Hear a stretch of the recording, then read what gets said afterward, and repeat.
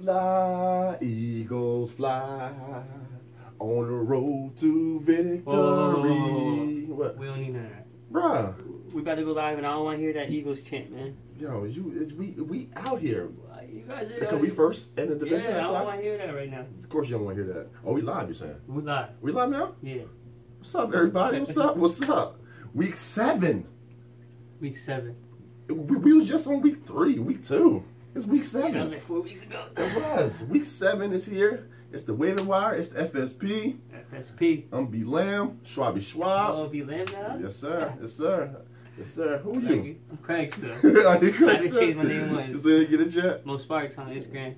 I needed some more followers. There you go. That's what I heard. Yeah, that's what I heard too. How's your day? How's your fantasy day yesterday? Undefeated. Undefeated in the league? And then in FanDuel, I won some money. Did you? First and second. First and second place? Mm-hmm. My man. I listened to you. Did you really? The Ingram's the one that hit for me. Ingram hit. The other guy, Richardo Lewis. Oh, Ricardo. Richardo? He's Richardo. Because he sharded. You know, he sharded. Yeah. Get it? He did not do nothing. But he was in my lineup and I still took first. That's good, man. Congratulations. Look at you. Win that money. Now FanDuel got me sucked in. I'm all in. You all in? It's FanDuel basketball. Oh, but, yeah. You know, we talking about football now, though.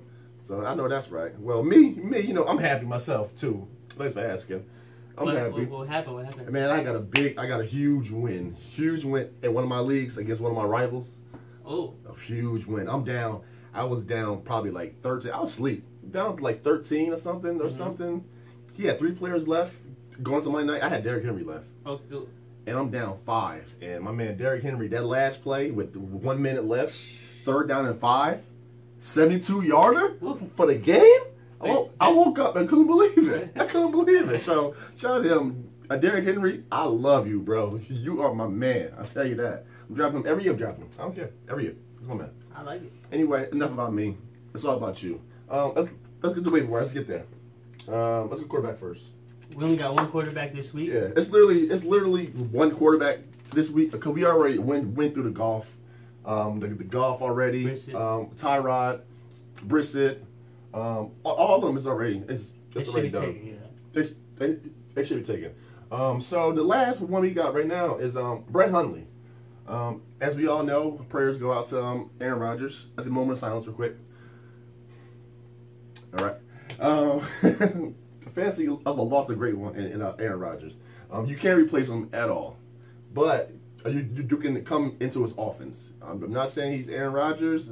He's definitely not Aaron Rodgers, but he has a lot of weapons around him, and you know, in some leagues, leagues that has 4 points, a touchdown for a quarterback. Yeah. He runs a lot, so I think he had like 25 rushing scores in college. So, you know, he's a runner. So, you know. I mean, they did play the Vikings. Yeah, they did play the Vikings. Not too many quarterbacks are going to do good. And he wasn't prepared either. Yeah. So he wasn't prepared. He didn't think Aaron Rodgers was going to go out. The upside is he had a great preseason. He looked really good. So he's probably been waiting for this moment. He's probably he's ready. I mean, to be thrown in against the Vikings is not like a ideal picture, but for the future, he plays New Orleans this week. New Orleans, I mean, they look tough. They did. They look tough. But we're talking about the Packers offense. That's true. We're talking about New Orleans defense versus Vikings defense. That's true. He might be Willie Beeman from Any Given Sunday. Oh, Willie Beeman come back. So the only guy we got right now is Hundley. If you lost Aaron, Hundley. Another guy, another guy that's probably out there, Andy Dalton. Since last week was a bye week, you know, an owner could have got, you know. You guys had a great year so far. The roster spot is limited, so you know, scoop him too. But that's all we got for you right now. Let's go to running backs. See who we got here. Oh, double trouble. Yeah, so I'm a Cowboys fan, so I'll take this one. Unfortunately, with the whole Zeke thing, we have to go down to Alfred Morris or Darren McFadden. I would probably take... Right now, it looks like McFadden's out there way more than Morris is. If you can get either or, I'd probably go McFadden before Morris because he can catch out the backfield. But Morris might get the early down work and goal lines. It's kind of like a toss-up for me. I'm not too sure who they are. I'm also big on another Cowboy, is Rod Smith. Ooh, deep sleeper. Yes. I personally have waited for this I took Rod Smith in all my leagues. I see Rod Smith doing more than they do. He can catch. He looks like a power running back. He's younger than these guys. He looks more elusive. But for safe bets, you'd want to go Morris or McFadden. I hear you. I like McFadden more than Morris. Me too. Because freaking Jerry Jones, that's Jerry Jones' boy. Arkansas boy. I said last time, Arkansas's boy. Arkansas's boy, that's Jerry Jones' boy. And he had a healthy scratch the past, 5 games? Yeah, So. yeah, he's been healthy. I feel like they probably been holding him out in case. So he don't get hurt. In case that Zeke stuff. So I'll go McFadden first. Yeah, I would do the same. I got 2 for you too. I'll go 1 first. Orleans Darkwa.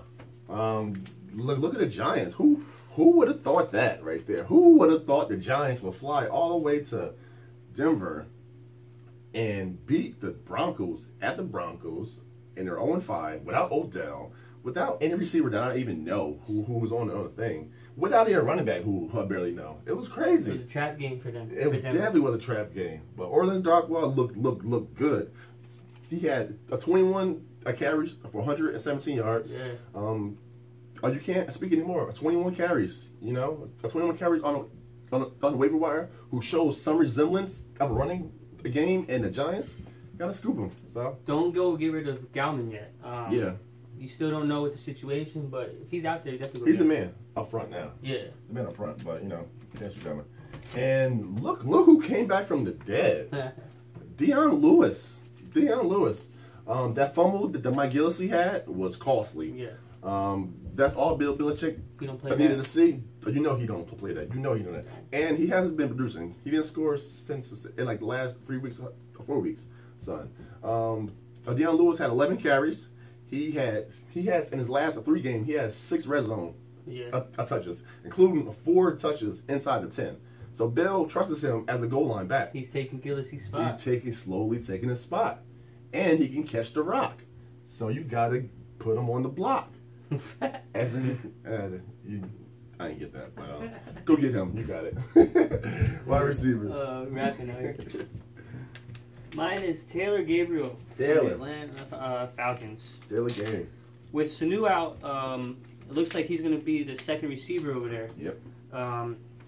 The past 3 weeks, he has targets of 6, 5, and last game 8. He's not great numbers for receiving yards, but the volume speaks a lot. He's the type of person that can break out one of those screen passes and just jet off. You saw last year towards the end of the year, he was one of the better receivers in fantasy.